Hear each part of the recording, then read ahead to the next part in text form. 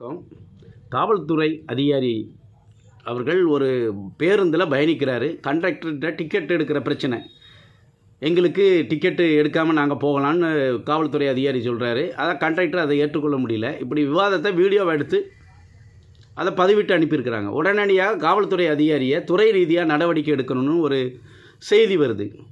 துறை ரீதியாக நடவடிக்கை எடுக்கிறதா இருந்தாச்சுன்னா எத்தனையோ இருக்குது. இன்றைக்கி நகராட்சி திருச்செந்தூர் எடுத்துக்கிங்க. நான் திருச்செந்தூரில் இருக்கிறேன். திருச்செந்தூர் நகராட்சியில் பாதாள சாக்கடை நிறைவேற்றப்பட்டு வருடங்கள் கடந்தாச்சு.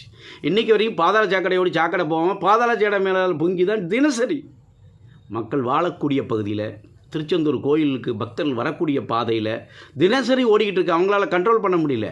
ஆனால் அவங்க மேலே துறை ரீதியாக நடவடிக்கை எடுக்கலாமா? கோட்டாட்சியர் திருச்செந்தூரில் நான் எத்தனையோ பிரச்சனைகளை பார்த்துருக்கேன். கோட்டாட்சியர் அலுவலகத்தில் ஜாதி சான்றிதழ் கேட்டு 5 வருஷமாக அலைகிறாங்க பழங்குடியின மக்கள். அவங்களுக்கு தீர்வு காண முடியல. துறை ரீதியாக நடவடிக்கை எடுக்க முடியுமா?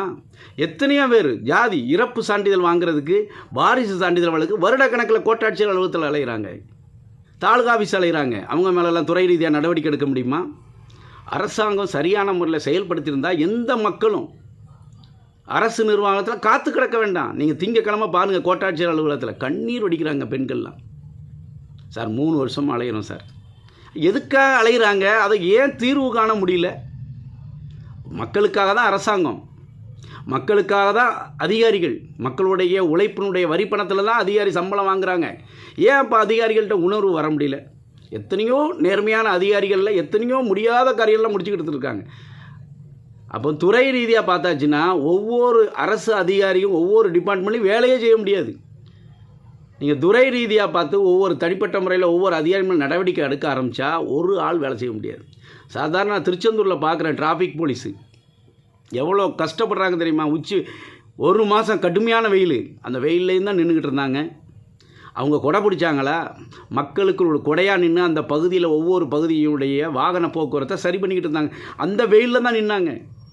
அதனால் காவல்துறைக்கு நம்ம எத்தனையோ காவல்துறை தவறு செய்தாலும் கண்டிக்கிறோம். சில நேரங்களில் காவல்துறைகள் நம்மளும் பாதுகாப்பு கொடுக்கணும். காவல்துறைக்கே பாதுகாப்பு இல்லைன்னா காவல்துறை எப்படி பொதுமக்களுக்கு பாதுகாக்கக்கூடிய சூழ்நிலை வந்துடும். அதனால் காவல்துறை துறை ரீதியாக நடவடிக்கை எடுக்கிறத தமிழக அரசு நிச்சயமாக அந்த துறை ரீதியிலேருந்து அதை மாற்றிக்கிடணும். உடனடியாக துறை ரீதியாக நடவடிக்கை இப்படி எடுக்க ஆரம்பித்தா மன உளைச்சல் அடைஞ்சிருவாங்க. மக்களை பாதுகாக்கக்கூடிய இடத்துல இருக்கிறாங்க. இன்றைக்கி சாதாரண ஒரு எந்த விஷயம்னாலும் நமக்கு ஒரு பாதுகாப்புங்கிறது காவல்துறை. அந்த காவல்துறை இல்லைன்னா பாதுகாப்புங்கிறது ஒவ்வொரு மனிதருக்குமே கேள்விக்குறி. காவல்துறையால் கூட சிலர் பாதிக்கப்பட்டிருக்கலாம். அதுக்காக ஒட்டுமொத்த காவல்துறையுமே நம்ம குற்றவாளியாக தப்பாக நம்ம சொல்ல முடியாது. ஏன்னா நான் பொது வாழ்க்கையில் இருக்கிறான்னா காவல்துறையுடைய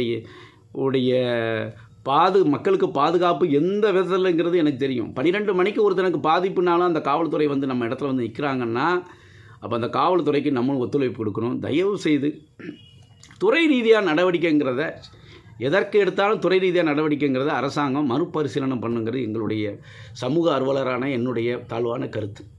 திருச்செந்தூர்